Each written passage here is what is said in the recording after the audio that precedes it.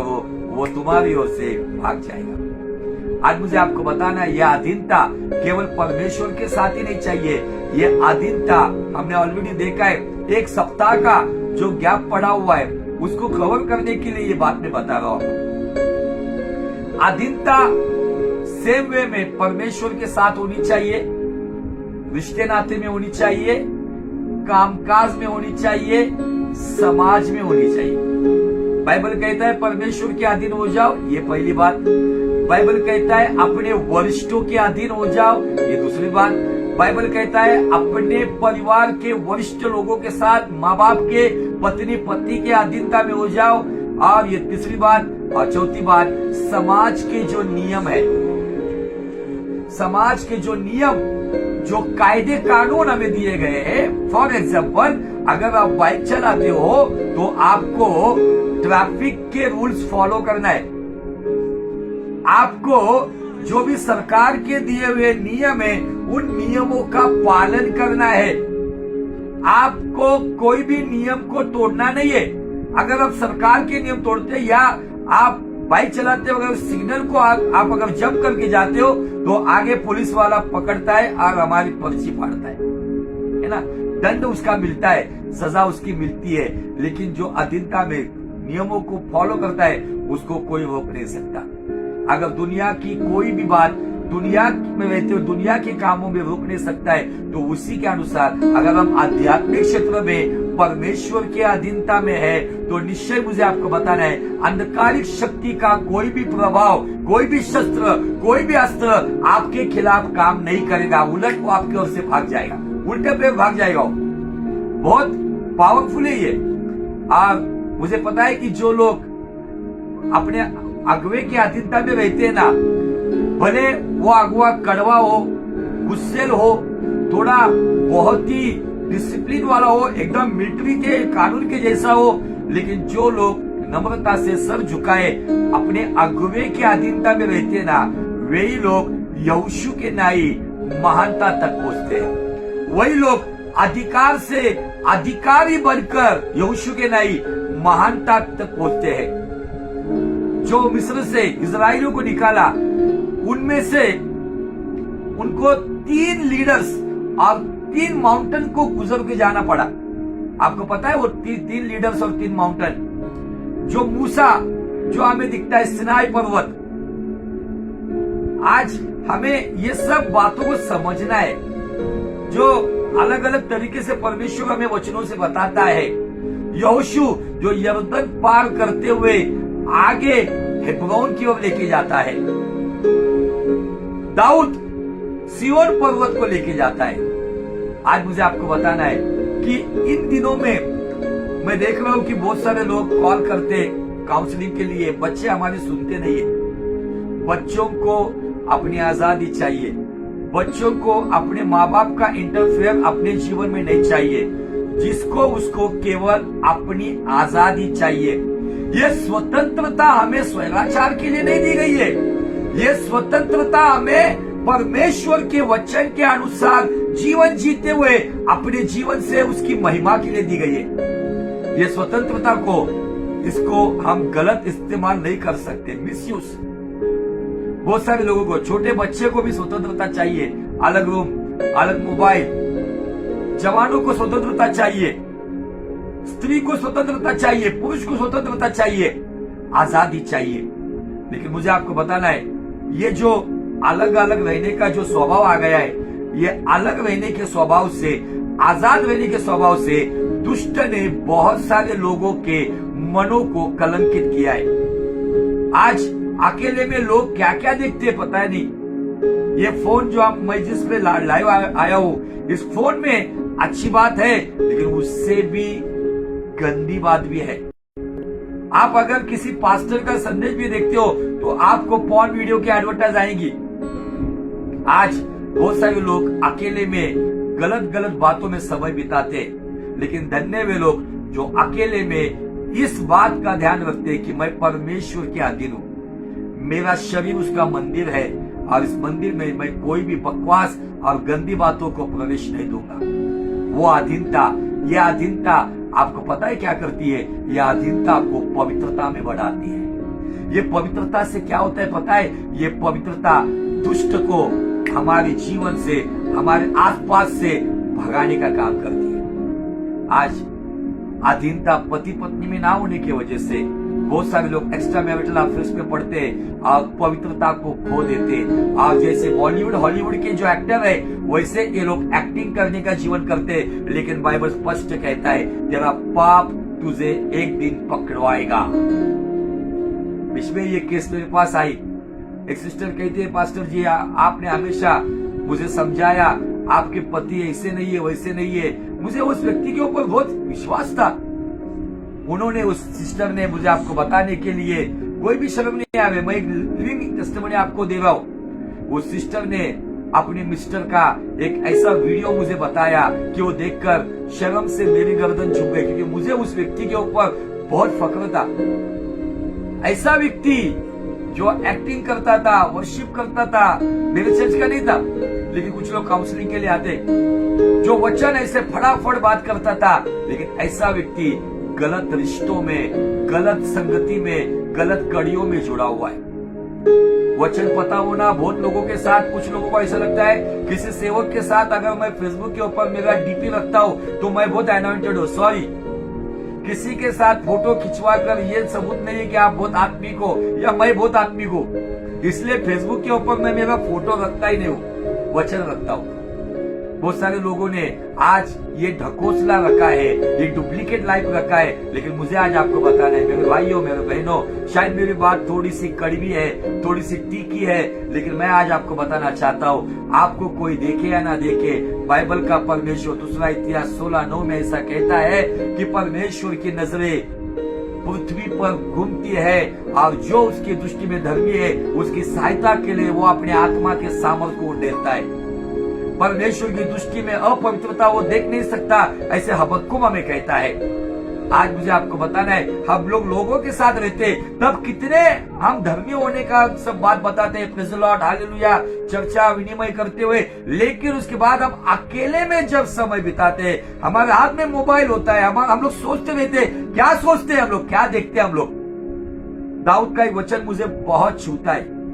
अब वो वचन है भजन संहिता 16:8।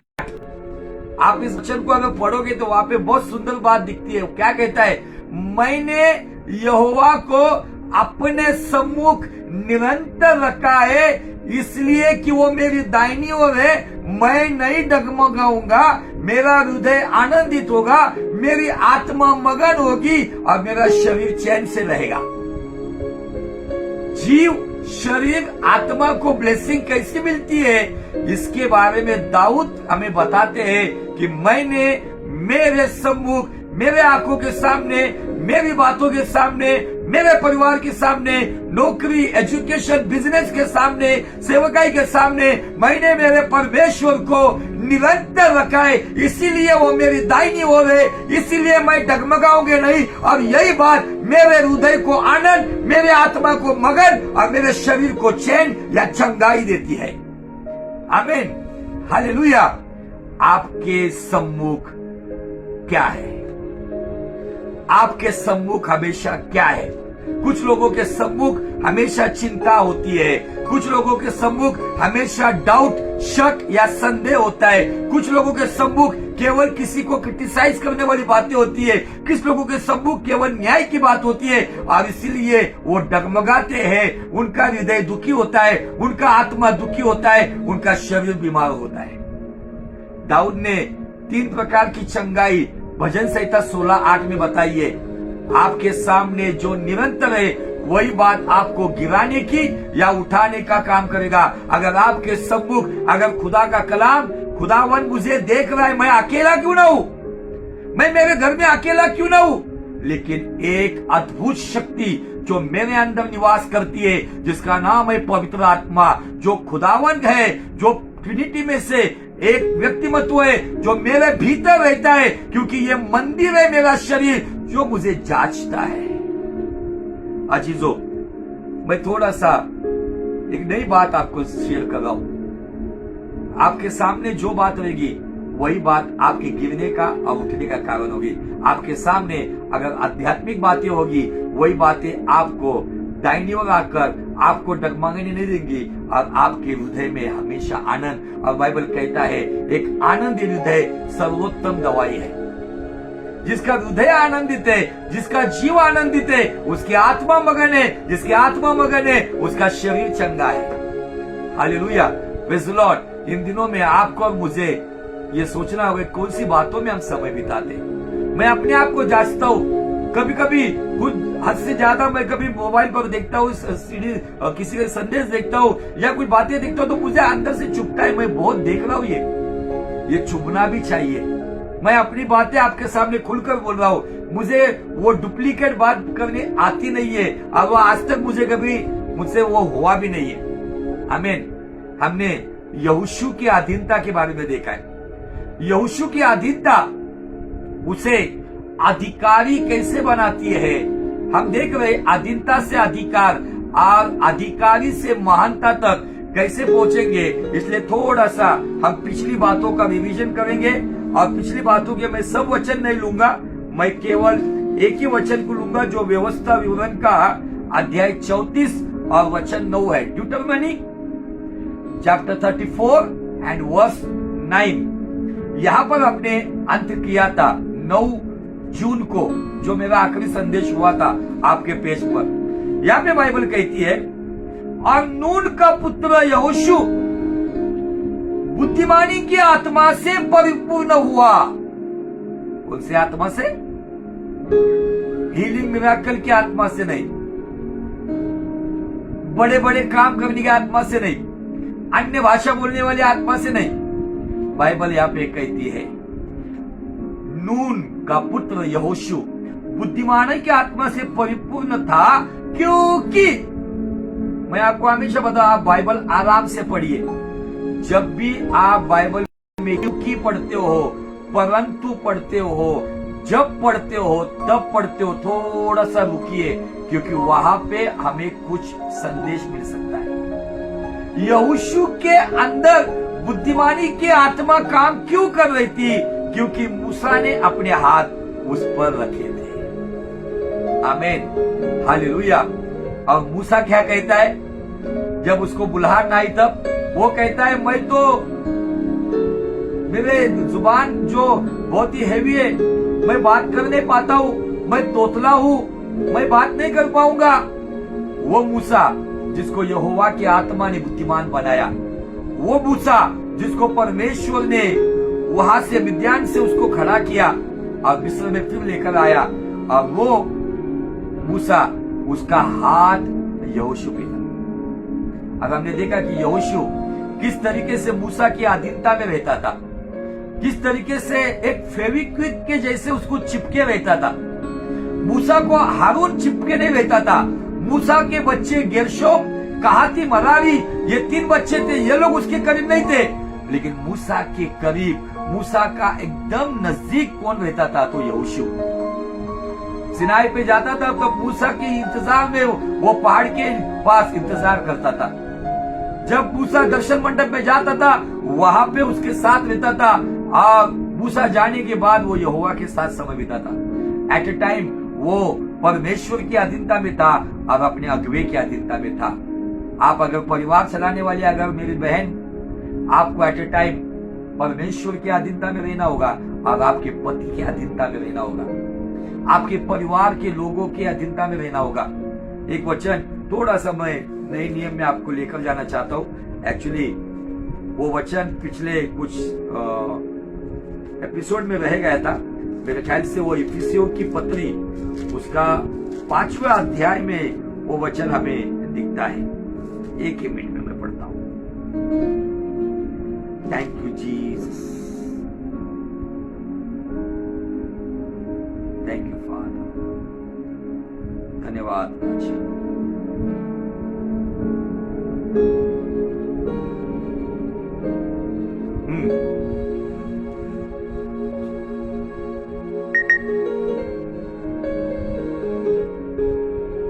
हाँ, इफिसियों का 5वां अध्याय और वचन 21। इफिसियों 5वां अध्याय वचन 21। इफिसियों चैप्टर 5, इफिशियंस चैप्टर 5 वर्स 21। मसीह के भय से, गौर से सुनो, मसीह के भय से एक दूसरे के अधीन रहो। क्या बताए? मसीह के भय से, हमारे उद्धारकर्ता यीशु नासरी के भय से। और भय की परिभाषा आप पूछोगे तो क्या है? भय की परिभाषा यह है कि बाइबल हमें स्पष्ट रीति से कहती है, नीतिवचन 8:13 में, दुष्कर्मों का त्याग करना मतलब परमेश्वर का भय रखना। भजन संहिता 128:1 में दिया है कि जो परमेश्वर का भय रखता है वो उसके ही मार्गों से चलता है। भजन संहिता 112:2 में लिखा है, परमेश्वर का भय रखना मतलब उसकी आज्ञाओं पे चलना। परमेश्वर का भय रखना मतलब उसकी आज्ञाओं का पालन करना। आमीन, हालेलुया, प्रेज़ द लॉर्ड। आज इन दिनों में कितने लोग हैं ऐसे? क्या भाई बहन एक दूसरे के अधीन है? भाई भाई एक दूसरे के अधीन है? क्या एक दूसरे को इज्जत देते हैं? क्या परिवार में ये बात होती है? इन बातों के ऊपर हमें गहरा अध्ययन करना होगा। अब अजीजों, बहुत सारे लोग कहते हैं मेरे घर में ये तकलीफ है, वो तकलीफ है। तकलीफ का कारण ये है कि हमें जांचना होगा क्या। वो एक बार एक स्त्री मेरे पास आई, उसने कहा कि पास्टर जी, घर में मेरे हस्बैंड कमा कर लाते हैं, पैसा रहता नहीं है, हम लोग रोज चर्च आते हैं, प्रार्थना करते हैं, मैं बाइबल पढ़ती हूँ, सप्ताह में एक बार उपवास भी करती हूँ, सब कुछ करता, लेकिन घर में शांति का वातावरण बना रहता है, बच्चे सुनते नहीं है। परमेश्वर की आत्मा ने मुझे अगुवाई की कि इसको बता, क्या तू अपने पति के अधीनता में है? उसने कहा कि अधीनता में रहना मतलब क्या? क्या आप आपके पति की इज्जत करते हो? घर में, बच्चों के सामने, परिवार में, समाज में, आपके मायके में, आपके ससुराल में। वहां पे पता चला कि एक डोमिनेटिव स्पिरिट में, जो डोमिनेटिव स्पिरिट इजबेल रानी में काम करता था, जो आहाब के ऊपर हुकूमत करती थी। पत्नी और पत्नी, ये जो रिश्ता है, कभी कभी क्या होता है पता है ना, मस्तक बदल जाता है। मस्तक बदलना मतलब, सिर बदलना मतलब, हमें जो सीक्वेंस दिया है, मसीह का मस्तक पिता है, ओके, पति का मस्तक मसीह है और पत्नी का मस्तक पति है। कभी कभी ये निचले जो दो भाग है ना, इसमें गड़बड़ी पैदा हो जाती है। कभी कभी कुछ घरों में पत्नियां हुकूमत करती है, पति को आदर नहीं देती है, उनको कभी कभी जलील करती है, बच्चों के सामने उसको अपमानित करती है। तो फिर मुझे आपको बताना है, कहां से घर में बरकत आएगी, कहां से शांति आएगी। मैंने उस पत्नी को स्पष्ट रीति से कहा, अगर तू वचन के अनुसार अपने पति के अधीनता में उसकी इज्जत करते हुए, उसको सम्मान देते हुए, अपने बच्चों के सामने जो काम तू कर रही है वो तू अकेले में भी नहीं करेगी, तो तेरे घर में बरकत आएगी, तेरे परिवार के लोग तेरा सम्मान करेंगे, तेरे बच्चे तेरा सम्मान करेंगे, तेरे घर में आनंद रहेगा। क्योंकि दुष्ट में उस घर में इजबेल स्पिरिट को लाया था। जिस घर में पत्नी या पति के ऊपर राज करती है ना, उस घर में इजबेल स्पिरिट जैसे आहाब पे राज करता था, और आहाब इजबेल का सुनकर एलिया के खिलाफ चला जाता था। ये बातें आज भी हो गई है, क्योंकि प्रकाशित वाक्य में बताया है, स्पिरिट ऑफ इजबेल। भले इजबेल मर गई, लेकिन उसको जो आत्मा चलाती थी, वो आत्मा बड़े पैमाने में आज स्त्रियों के अंदर, कलीसियाओं के अंदर भी ऐसी स्त्रियां है जो कभी कभी पासवानों के ऊपर इस तरीके से बात करती है। मेरे साथ हुआ है। और ये सब बातें क्यों होती है? जहां पे अधीनता नहीं है। जब अधीनता का जुआ आता है ना, तो ये जुआ परमेश्वर की ओर से दिया हुआ हल्का है, जो परमेश्वर की मार्ग में लेके चलाता है। आज अधीनता ना होने की वजह से बहुत सारे परिवारों में गड़बड़ी आई। आइए, हमारा जो मूल विषय जिसमें हमने पिछले सप्ताह में देखा था, व्यवस्था विवरण में, और उसमें से जो महत्वपूर्ण बात हमने देखी कि यहोशू के अंदर वो बुद्धिमानी आत्मा क्यों थी? क्योंकि मूसा ने अपना हाथ उस पर रखे थे। फिर उसके बाद हम देखते हैं कि मूसा, इस टॉपिक को आप बहुत लंबा लेकर जाने वाले, शॉर्ट में छोड़ने वाले नहीं है। भले आज कुछ बातें पूरी नहीं हुई, नो प्रॉब्लम, 15 मिनट बचे, लेकिन 15 मिनट में कुछ बेहतरीन बातों के ऊपर हम अध्ययन करेंगे। उन बेहतरीन बातों में यह है कि जब अधीनता में आप रहते हो ना तो आप अधिकारी बनते हो, और जब अधिकारी बनते हो ना तो वो अधिकार आपको महानता के लेवल पे लेके जाता है, ग्रेटनेस पर। और जब मूसा चला गया, मूसा सो गया, मूसा की जो फ्यूनरल सर्विस है उसमें कोई नहीं था, मूसा को खुद परमेश्वर ने दफनाया, उसका फ्यूनरल के लिए केवल पिता पुत्र और पवित्र आत्मा मौजूद थे, बाकी कोई रिश्ते नाते नहीं थे।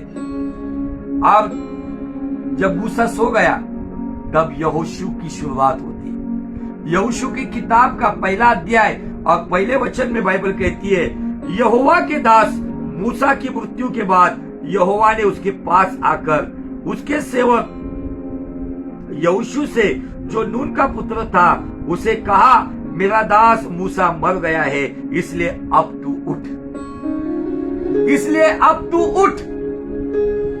आपको बताऊं, मैं जस्ट थोड़ा सा वो सीन मेरे आंखों के सामने लेता हूं, उस परिस्थिति को मैं अपने आंखों के सामने लेता हूं कि जहां पे आप जस्ट इमेजिन करो, 40 साल एक अगुआ सारी मंडली को चला रहा है, और उस मंडली में एक ऐसा व्यक्ति है जो उस अगवे के बहुत करीब है, बाप समझता था उसको, वो उसको बेटा समझता था।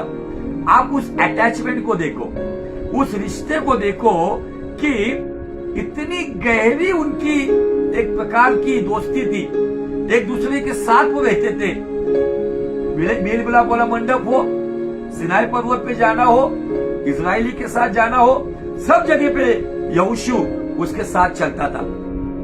आप जैसे मूसा गया, यहोशू एक गहरे सदमे में चला गया, शोक के सागर में डूब गया, रात दिन रो रहा था। यहाँ पे गेर्शोम, कहाती या मरारी, मूसा के बच्चे नहीं दिख रहे, लेकिन यहोशू जो है, जो मूसा का आत्मिक पुत्र था, मूसा उसका आत्मिक पिता था, और वहां पे वो अपने बाप के जाने की वजह से सारे इजराइली एक ही जगह पे रुके हुए, सब लोग शोक में डूबे हुए, समझ में नहीं आ रहा अभी आगे क्या करना है, समझ में नहीं आ रहा आगे क्या चलाना है, ये बातें किसी को पता नहीं चल रही है।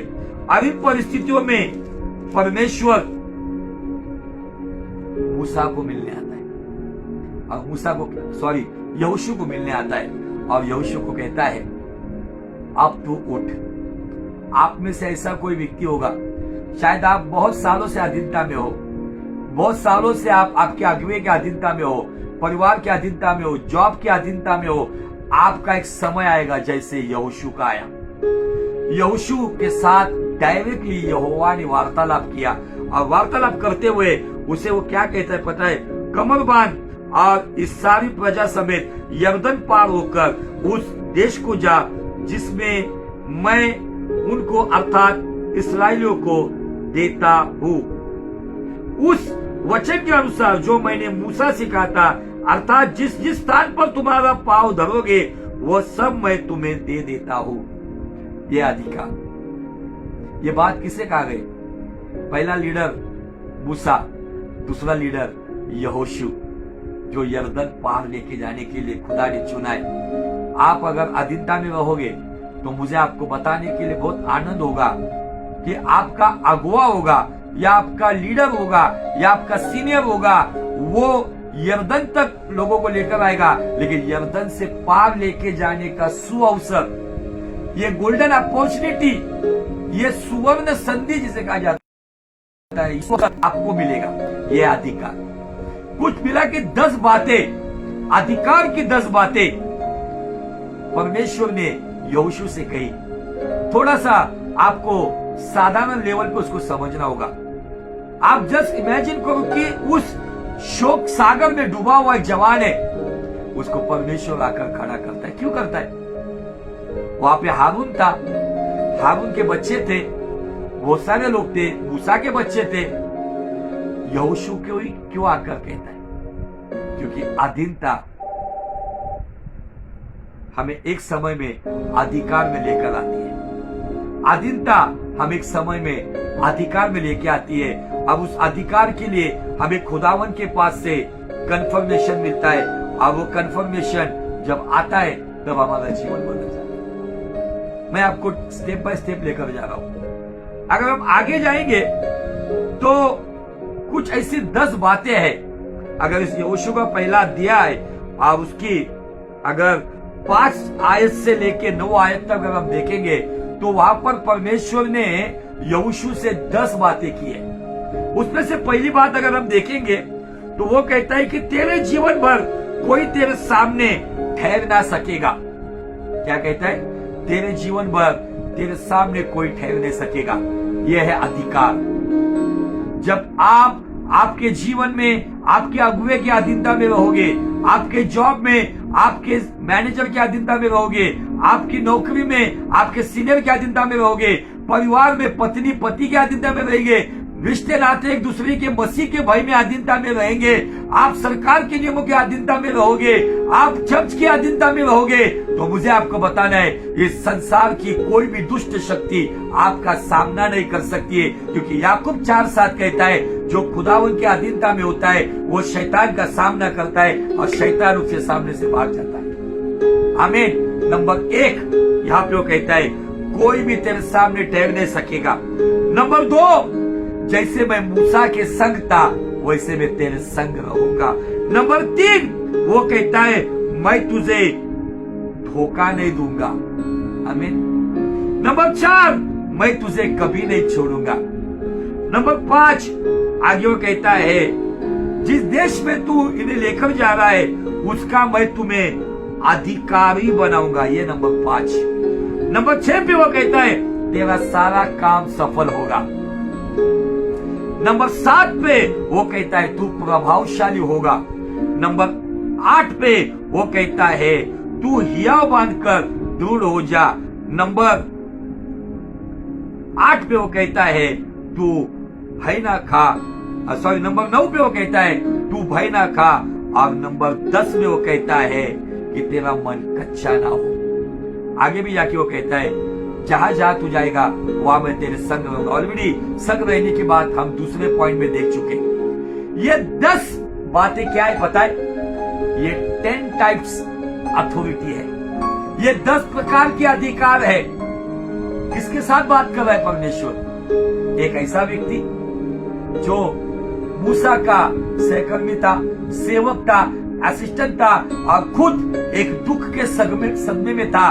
खुदावन आके कहता है कोई भी तेरे सामने रुकेगा नहीं। आज बहुत सारे लोग चर्चेस में बलवा करते हुए, बगावत करते हुए अपनी अलग कलीसिया बनाते, अपनी अलग मिनिस्ट्री बनाते। लेकिन मुझे आपको बताना है अगर वो लोग अपने अगुवे को दुखी करके जाते हैं ना तो उनकी कलीसिया ज्यादा दिन तक नहीं चलेगी। अगर कोई परिवार में अपने वरिष्ठों को दुखी करके परिवार से चला जाकर अपना कुछ अलग संसार बनाता है वो उस संसार में कभी शांति से नहीं रह सकता, नहीं रह सकता। कोई अपने मालिक को धोखाधड़ी करते हुए अलग से बिजनेस बनाता है वो बिजनेस में शाप आएंगे। कोई अपने मालिक नौकरी जहां पे कर रहा है उस मालिक के साथ अगर कोई गद्दारी करता है वो कहीं पर भी अच्छी नौकरी कर नहीं पाएगा। सभी क्षेत्रों के लिए लागू है, केवल आध्यात्मिक क्षेत्रों के लिए नहीं, परिवार के लिए लागू है, नौकरी व्यवसाय के लिए लागू है, समाज में जीवन जीते वक्त ये लागू है। हमें वफादारी दिखानी है। वफादारी मतलब अधीनता। और वफादारी क्या करती है पता है? यहोशू को एक समय पर कोई व्यक्ति नहीं आया, हारून ने आकर ये बात नहीं बताई, डायरेक्टली वो स्वर्ग के साथ जुड़ गया, डायरेक्टली वो खुदा के साथ जुड़ गया। और खुदावन कहता है अब तू उठ, तू उठ। मुझे बाकी किसी में इंटरेस्ट नहीं है, लाखों लोग हैं यहाँ पे, लेकिन यहोशू अब तू उठ। क्यों उठ? क्योंकि तू उसी वक्त मेरे अधीनता में था और मूसा की अधीनता में था, इसलिए अधिकार तुझे ही मिलेगा। अब तू अधिकार का इस्तेमाल करेगा तब तू महानता में पहुंचेगा। ये 10 प्रकार की बातें खुदावन कहता है तेरे सामने कोई रुक ना पाएगा।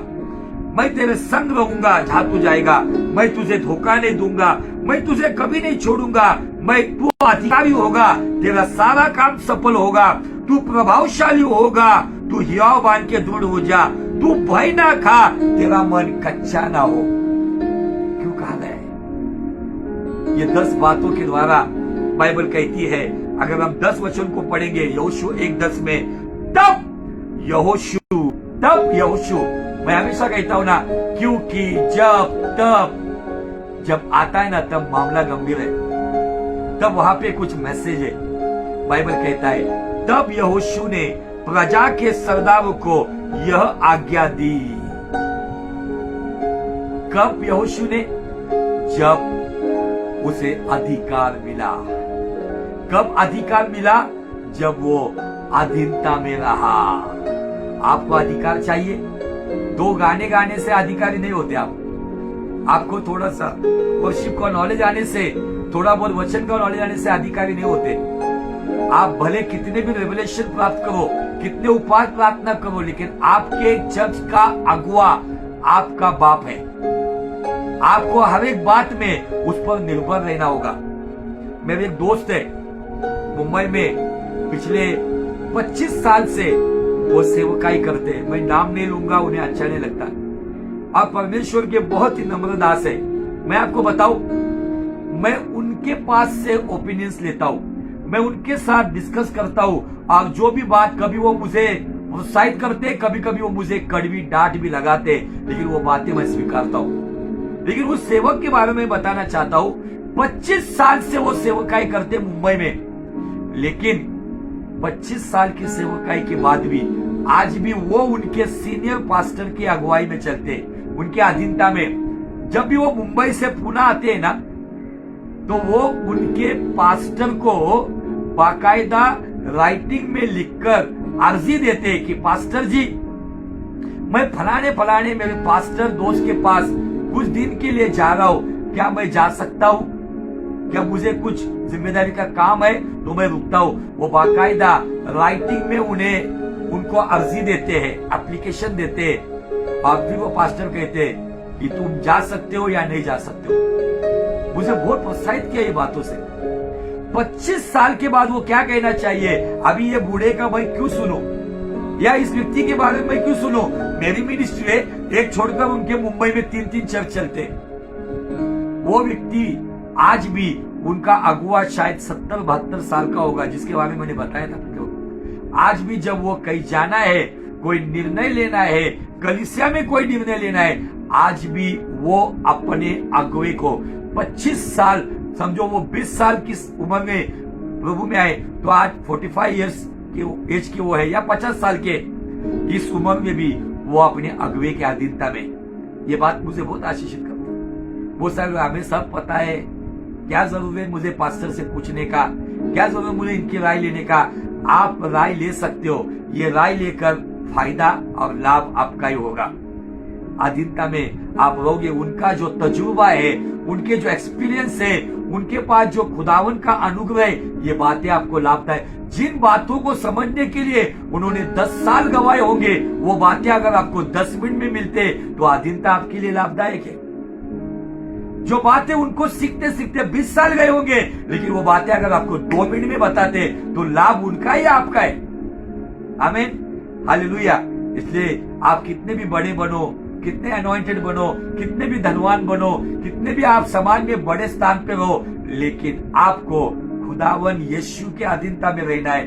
और आप जिस चर्च में जाते हो, उस पासबान की अधीनता में रहना है। यह अधीनता यहाँ पे यहोशू के नाई आपको 10 बातें देगी। नंबर 1, हालात आपके सामने रुकेगी नहीं। कितनी भी नेगेटिव परिस्थिति हो, कितनी भी लहरें आने दो कोरोना वायरस की, कोई भी लहर आपको छू नहीं पाएगी। आप जहां जाओगे वहां आपका परमेश्वर पवित्र आत्मा की उपस्थिति में आपके संग रहेगा। आपको वो कभी नहीं छोड़ेगा, आपको कभी धोखा नहीं देगा। आपको वो नौकर नहीं, आपको अधिकारी बनाएगा। आपके सारे काम सफल होंगे, आप प्रभावशाली होंगे, आप याव बांधकर दृढ़ हो जाओगे। आप डरोगे नहीं, आपका मन कच्चा नहीं होगा। कब? जब आप अधीनता में होंगे। मैंने केवल आज यहोशू का अधिकार बताया। यहाँ पे इस अधिकार का इस्तेमाल करते हुए वो महानता में कैसे गया है, वो अगले सप्ताह में हम देखेंगे। बहुत जबरदस्त बातें। 10 वचन में कहता है कि तब यहोशू प्रजा के सरदारों को जाके आज्ञा देता है। कब? जब उसे अधिकार में। बहुत सारे लोगों के पास अधिकार नहीं होता है, अब वो जाकर दुष्ट आत्मा निकालना या प्रचार करना या अपनी मनमानी मिनिस्ट्री करना, बहुत सारे लोगों के पास अधिकार नहीं होता है। अधिकार ले लो पहले।